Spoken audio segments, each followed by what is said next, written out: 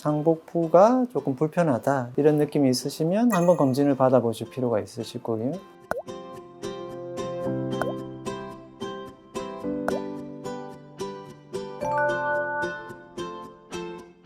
네, 안녕하세요. 다대정내과 대표원장 정진규입니다.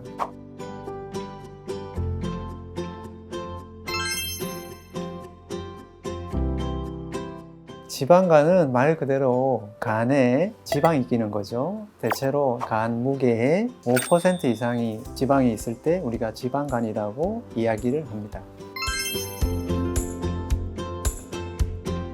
우선 간에 기름이 끼는 지방간이 생기게 되고요. 지방간이 오래되다 보면 간 조직에 염증이 생기는 경우가 많이 생깁니다. 염증이 또 오랫동안 지속되다 보면 세포 자체의 변화 이런 게 일어나게 되고 종국에는 간경화 그런 변화로 이어지게 됩니다. 향후에는 간암의 위험 인자로 또 발생을 하게 됩니다.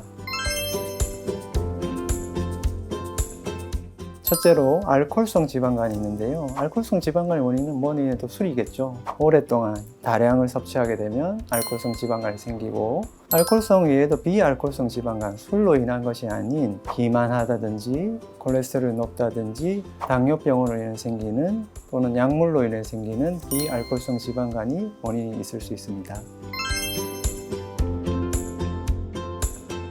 2잔 이내 소주든 맥주든 주 1회 이하로 마실 때를 적정 알코올 섭취량으로 우리가 보통 규정을 합니다. 술을 드신 이후에 반드시 쉬어가는 시간, 적어도 2-3일 이상 술을 마시지 않는 기간이 중요할 것 같고요. 한번 술을 마시고 난 뒤에 기억이 끊긴다든지 불편감이 생기면 술을 되도록이면 절제하시는 게 필요할 것 같습니다. 체중 조절, 식이습관 조절 이런 게 필요할 것이고, 당뇨병이나 고지혈증은 진단 후 적절한 약물 치료를 통해서 약물로 인해 생긴 것은 약물을 피하셔야 됩니다. 칼로리 섭취량을 줄이시고 너무 고지방식을 피하시는 게 필요할 것입니다. 그리고 한국인은 아무래도 탄수화물 섭취량이 많고 과다하기 때문에 백미, 국수, 빵 이런 것을 줄이시고요. 대부분의 과당들, 단 음식들은 모두 탄수화물로 이어지게 됩니다. 그런 음식들도 주의를 하셔야 됩니다. 너무 체중을 단기간에 많이 빼는 경우는 오히려 지방간 또 간에 염증이 생기는 경우가 많을 수가 있습니다. 그렇기 때문에 다이어트를 하더라도 속도를 조절하는 게 필요합니다. 주당 0.5에서 1kg 이내의 체중 감량을 꾸준히 하시는 게 건강한 다이어트라고 생각이 듭니다. 흡연하시는 것은 우리 몸 모든 곳에 다 악영향을 미치는 상황이기 때문에 흡연으로 해서 생기는 염증 반응이 증가하고 또는 면역 반응이 떨어지고 또는 종양의 발생 가능성을 높이는 그런 측면에서 보면 흡연도 간에 악영향을 미치게 되고, 그래서 반드시 금연을 하시기를 권고드립니다. 지방간이 조금 많이 심하시네요 라고 설명을 드리면 나 안 아파요, 나 증상이 없어요 이렇게 말씀하시는 경우가 많습니다. 지방간은 특별한 증상을 유발하는 경우는 좀 드물고요. 굳이 말하자면 좀 피로하다, 간이 있는 부위인 오른쪽 상복부가 조금 불편하다 이런 느낌이 있으시면 한번 검진을 받아보실 필요가 있으실 거고요.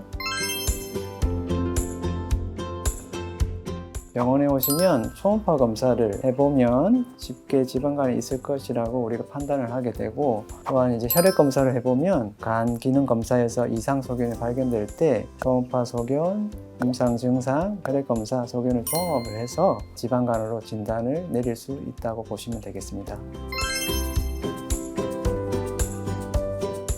환자분이 조금 금식을 한 상태에서 병원에 방문하셔서 지방간에 대한 진료를 보고 싶다고 하시면 초음파 검사를 쉽게 시행을 하고 그 자리에서 바로 결과를 확인하실 수가 있습니다. 약물 치료를 받으실 수도 있고 필요하다면 시술을 받으실 수 있고 상담을 받으시면 되겠습니다. 칠리만이라는 성분으로 된 밀크시슬은 간에 약간의 해독작용, 그리고 간에 염증이 있을 때 염증을 내려주는 역할을 해주는 게 사실입니다. 그런데 회사마다 그리고 제품마다 천차만별이기 때문에 다 효과가 있다고 생각하기는 좀 어려울 것 같습니다. 숙취 해소 혹은 피로 회복, 단순한 자연 강장제 이렇게 생각하시는 경우가 많습니다.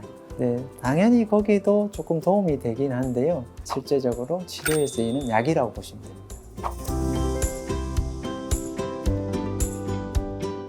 위암의 발생률을 높일 수 있는 위축성 위염, 장상피화생, 또 그로 인해서 헬리코박터균이 동반된 경우는 더 위험성이 높기 때문에